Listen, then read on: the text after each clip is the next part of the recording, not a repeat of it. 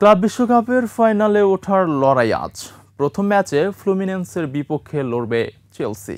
শিরোপা জেতার লক্ষ্যে ছন্দ ধরে রাখাই মূল চ্যালেঞ্জ ইংরেজ জায়ান্টদের। আর চমক অব্যাহত রেখে চূড়ান্ত লক্ষ্যে পৌঁছানোর পরিকল্পনা নিয়ে মাঠে নামছে ব্রাজিলিয়ান ক্লাব ফ্লুমিনেন্স।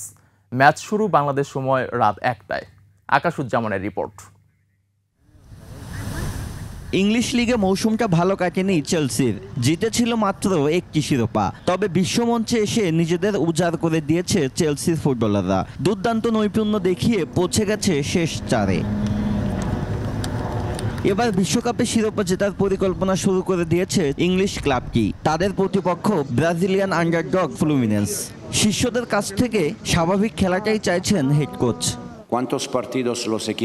এই মুহূর্তে তাদের যে ধরনের শক্তি বা উদ্দীপনা রয়েছে তা অন্য অনেক দলের তুলনায় অনেক বেশি। সুতরাং আমার জন্য বিষয়টি হলো টিমের মান এবং শক্তি। এই আসরে আরও দুই ব্রাজিলিয়ান ক্লাবের বিপক্ষে খেলেছে চেলসি। তাদের শক্তি দুর্বলতা ভালোভাবেই জানে ইংলিশরা। ফ্লুমিনেন্সকে সমীহ করেই নিজেদের পরিকল্পনা আঁটছেন চেলসি কোচ। এই পর্যায়ে যে দলগুলো এসেছে তাদের মধ্যে কিছু বিশেষ গুণ আছে, তাই আমাদের সবাইকে সর্বোচ্চটা দিতে হবে জেতার জন্য এবং ফাইনালে পৌঁছানোর জন্য।